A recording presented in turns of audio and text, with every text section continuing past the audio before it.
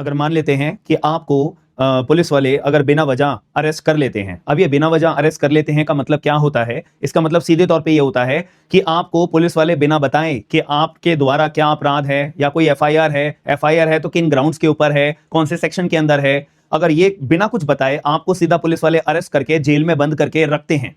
और जेल में बंद करते हुए आपको तब भी ग्राउंड ऑफ अरेस्ट नहीं बताया जाता है, या फिर जब पुलिस वाले अरेस्ट करने के लिए आते हैं तो उनको एक पुलिस वालों की मैंडेटरी ड्यूटी है कि वो एक अरेस्ट मेमो शो करेंगे। अब अरेस्ट मेमो के ऊपर भी लिखा होता है कि ग्राउंड ऑफ अरेस्ट क्या है, कि पुलिस वाले आपको अरेस्ट करने के लिए क्यों आए हैं। तो उसमें लिखा होता है कि अगर मान लेते हैं कि अरेस्ट मेमो के अंदर भी कुछ नहीं लिखा, बस केस का नंबर लिखा हुआ है, तो यानी कि सीधे तौर पे तो ये है कि पुलिस वाले आपको उठा क्यों रहे हैं, अरेस्ट क्यों कर रहे हैं, कोई रीजन नहीं दिया है पुलिस वाले ने आपको अरेस्ट करने का, तो इसको कानूनी रूप से क्या माना जाएगा? Illegal arrest.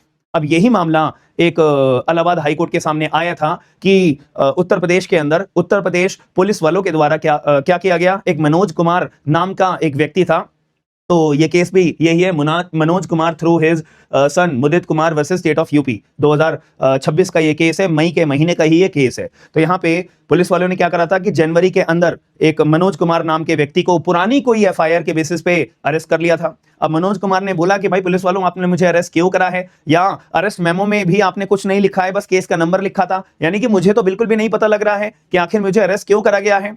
तो पुलिस वालों ने कुछ नहीं सुना, बस अरेस्ट करके जेल में बंद करके रखा हुआ। 3 महीने से ज्यादा का टाइम पीरियड रहा और वो मनोज कुमार नाम का व्यक्ति जेल में बंद रहा और वो गुहार लगाता रहा कि एटलीस्ट मुझे अरेस्ट क्यों करा है, मुझे रीजन बताओ, एफआईआर कौन सी वाली दर्ज करी गई है मेरे खिलाफ, या कौन सी एफआईआर के बेसिस पे मुझे अरेस्ट करा गया है। कुछ नहीं सुना, बस जेल में बंद करके रखा। तो ऐसे केस में मुझे एक बात बताओ, क्या यहाँ पे संवैधानिक उल्लंघन है, फंडामेंटल राइट्स का, मौलिक अधिकारों का आपका उल्लंघन है? जी हाँ। क्यों है? क्योंकि आर्टिकल नंबर 22 क्लॉज 1 क्या बताता है कि यहां पे अगर कोई भी पुलिस वाला अरेस्ट करेगा तो ग्राउंड ऑफ अरेस्ट बताना मैंडेटरी है एज सुन एज पॉसिबल। अब ये एज सुन एज पॉसिबल मतलब पुलिस वाले का तो जब मन करेगा वो तो तब बताने लग जाएगा।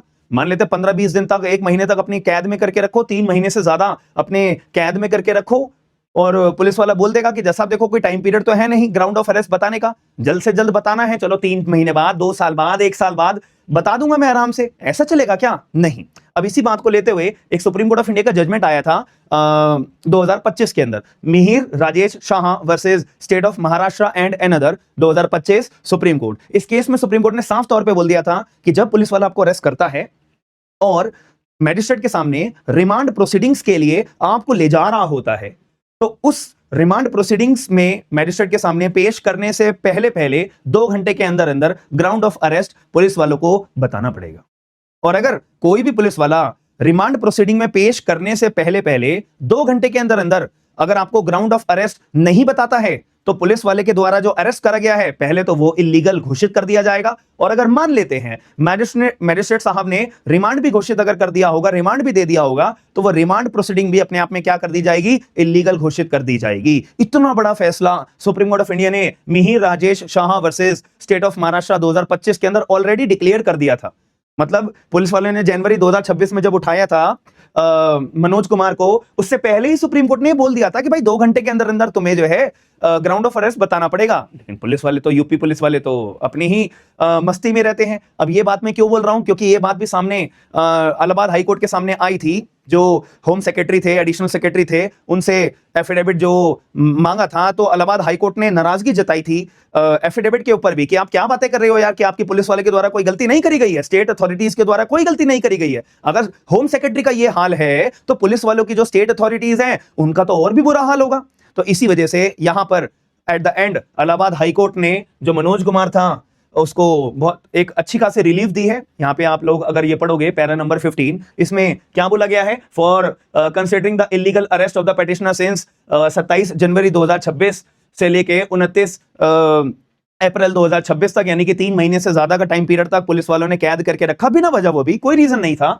And his illegal incarceration in jail of been more than 3 months, the court is of the view that, तो यहाँ पे कोर्ट का अपना व्यू बनाया गया कि अब यहाँ पे कॉस्ट पे करनी पड़ेगी 10 लाख रुपए से ज्यादा। यहाँ लिखा है 10 लाख रुपए की कॉस्ट जो है मनोज कुमार को सरकार, यूपी सरकार देगी। और कितने टाइम में देगी? इसके नेक्स्ट पैरा के अंदर ये साफ बोल दिया गया है, जो ये कॉस्ट है ये कितने टाइम में पे करनी पड़ेगी? 4 हफ्तों के अंदर अंदर पे करनी पड़ेगी। The said cost shall be paid to the petitioner within the 4 weeks from the date of this certified copy of this order. जब ये सर्टिफाइड कॉपी मिल जाएगी उसके 4 हफ्तों के अंदर अंदर यूपी सरकार जो है 10 लाख रुपए का मुआवजा मनोज कुमार को दिया जाएगा, सिर्फ इसीलिए क्योंकि पुलिस वालों ने ग्राउंड ऑफ अरेस्ट नहीं बताया था, इसलिए इलीगल अरेस्ट घोषित कर दिया। जिससे अभी सीखने की बात क्या है, article 22 clause 1 of Indian constitution हमारा फंडामेंटल राइट है कि पुलिस वाले अगर मुझे अरेस्ट कर रहे हैं तो ग्राउंड ऑफ अरेस्ट लिखित में देंगे, ऐसी मुंह जबानी नहीं बताएंगे, लिखित में देंगे। मुंह जबानी बता भी दिया है ना तो 2 घंटे के अंदर अंदर जब मेरे को रिमांड के लिए मैजिस्ट्रेट के सामने लेकर जा रहा होगा तो उसके 2 घंटे के अंदर अंदर रिटर्न ग्राउंड ऑफ अरेस्ट भी मुझे देना पड़ेगा।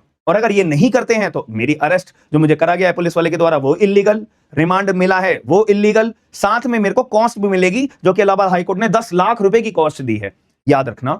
तो आपको ये सीखने के पर्पज से मैं आपको ये सारी चीजें बता रहा हूं कि अगर कोई भी पुलिस वाला आपको अरेस्ट करने के लिए मन बना लेता है तो ये बातों को जरूर ध्यान रखना, आपके साथ कभी भी इलीगल अरेस्ट नहीं होगा, इलीगल रिमांड नहीं होगा और आपके साथ नाइंसाफी नहीं होगी। अगर ये वीडियो के माध्यम से अगर आप तक कोई जरूरी जानकारी आपको ये लगी है तो प्लीज वीडियो को लाइक जरूर करिएगा, शेयर जरूर करिएगा। और अगर कुछ भी आपको कंफ्यूजन होती है, ये जजमेंट की कॉपी सीधा दिखाइएगा पुलिस वाले को कि भाई ये देखो मोबाइल में मेरे पे जजमेंट की कॉपी है, तो ये जजमेंट की कॉपी सीधा उसे दिखाइएगा, इलाहाबाद हाई कोर्ट की कॉपी दिखाइएगा, सुप्रीम कोर्ट ऑफ इंडिया की कॉपी दिखाइएगा। अगर वो नहीं मानता है कॉन्टैक्ट द एडवोकेट लाइन पे लाने के लिए, याद रखना मेरी बात।